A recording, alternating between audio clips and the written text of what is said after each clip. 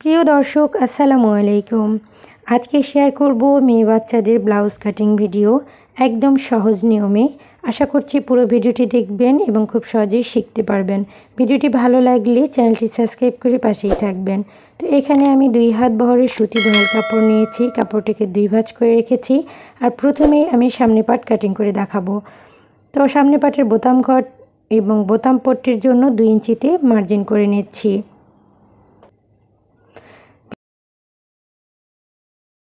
এখন আমি ব্লাউজটির লম্বার মাপ নিয়ে নিচ্ছি 10.5 ইঞ্চি পরিমাণ। তো আপনাদের কাস্টমারের লম্বা যা আসবে তাই দিয়ে নেবেন।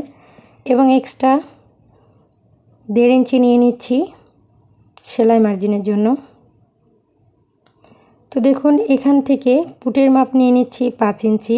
তো পুট যার যত আসবে তার অর্ধেক নিয়ে নেবেন। এখানে মহড়ার জন্য 5.5 ইঞ্চি এবং এখানেও 5.5 ইঞ্চি নিয়ে মার্জিন করে নিচ্ছি। এই 2 ইঞ্চি পর থেকে আমাদের প্রত্যেকটি মাপ নিতে হবে। তো আমি গলার চওড়া দিচ্ছি 2 ইঞ্চি এবং লম্বা রাখছি 4.5 ইঞ্চি। এদিক থেকেও 2 ইঞ্চিতে মার্জিন করে একটি বক্স তৈরি করে নিয়ে এখান থেকে আমরা পুটের মাপ যা নিয়েছি এখান থেকেও সেম মাপটা নেব, নিয়ে মার্জিন করে নেব। তো গোল গলার রাউন্ড শেপ দিয়ে নিলাম। এখন এখান থেকে বডির মাপ নিতে হবে, বডির 4 ভাগের 1 ভাগ। তো আমি এখানে 6.5 ইঞ্চি নিয়ে নিলাম। এক্সট্রা 2 ইঞ্চি নিয়ে নিচ্ছি সেলাই মার্জিনের জন্য। এখানে কোমরের 4 ভাগের 1 ভাগ নিতে হবে। তো আমি 5.5 ইঞ্চি নিয়ে নিলাম। 1 ইঞ্চি টেকেন এবং 1.5 ইঞ্চি নিয়ে নিলাম সেলাই মার্জিনের জন্য। এদিক থেকে তালপাতের জন্য 1 ইঞ্চিতে মার্জিন করলাম। ফিতা দিয়ে মহড়ার দাগটিকে 2 ভাঁজ করে আলতো করে বগলের রাউন্ড শেপ দিয়ে নিলাম। তো একদম সহজ নিয়মে শেয়ার করছি। যদি ভিডিওটি আপনাদের এতটুকু ভালো লাগে প্লিজ সবাই একটু লাইক দিয়ে দিবেন।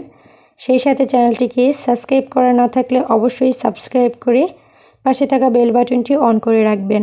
আর ইতিমধ্যে আমার যে সকল বন্ধুরা সাবস্ক্রাইব করে রেখেছেন সবাইকে অসংখ্য অসংখ্য ধন্যবাদ। তো দেখুন সামনে পার্টটি কাটিং করা হয়ে গেছে। এখন আমি পিছন পার্টটি কাটিং করে নিব। তো এখানে কাপড়টিকে 2 ভাঁজ করে রেখেছি। তো প্রথমে পুটের মাপ নিয়ে নিচ্ছি 5 ইঞ্চি, মহড়ার মাপ নিয়ে নিচ্ছি 5.5 ইঞ্চি, এদিক থেকেও 5.5 ইঞ্চি নিয়ে মার্জিন করে নিচ্ছি। তো এখান থেকে ব্লাউজটির লম্বার মাপ আমরা নিচ্ছি 10.5 ইঞ্চি এবং এক্সট্রা 1.5 ইঞ্চি।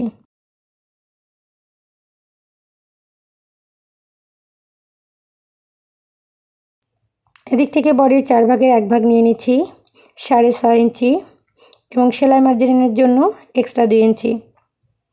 এদিক থেকে 1.5 ইঞ্চি নিয়ে নিচ্ছি বগলের রাউন্ড শেপ দেওয়ার জন্য।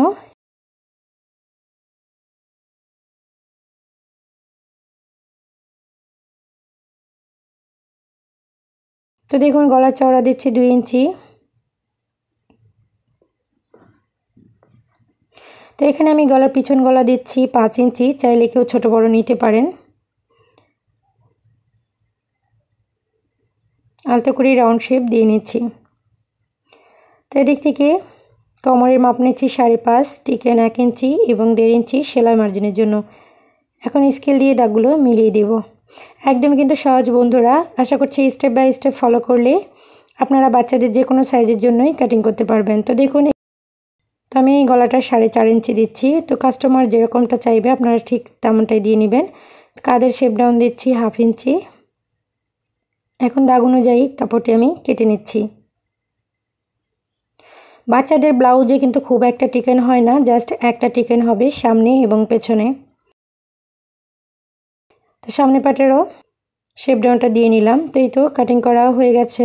তো টিকেনটা কিভাবে দিবেন দেখুন, এভাবে শুধু জাস্ট একটি করে টিকেন হবে 2 পার্টেই। এখন আমি হাতার কাপড়টি কেটে নেব। হাতার কাপড়টি এখানে 4 ভাঁজ করে রেখেছি। তো প্রথমেই আমরা হাতার লম্বার মাপটি নিয়ে নিব। তো এদিকে হাতার রাফেল কুচি হবে, এজন্য আমি রাফেল কুচির মাপটা বাদ দিয়ে মাপটা নিয়ে নিচ্ছি 10 ইঞ্চি এবং শেপ ডাউনের জন্য নিয়ে নিচ্ছি 2 ইঞ্চি 2 সুত। এভাবে স্কেল দিয়ে সোজা করে দাগটি টেনে নেব এবং আড়াআড়ি করে একটি দাগ দিয়ে নেব। এখন কিভাবে বগলের মাপটি বের করবেন দেখুন। প্রথমে সেলাই মার্জিনের জন্য 1/2 ইঞ্চি বাদ দিয়ে এভাবে ফিতাটা ঘুরিয়ে ঘুরিয়ে যা মাপ আসবে সেটি দিয়ে নিতে হবে।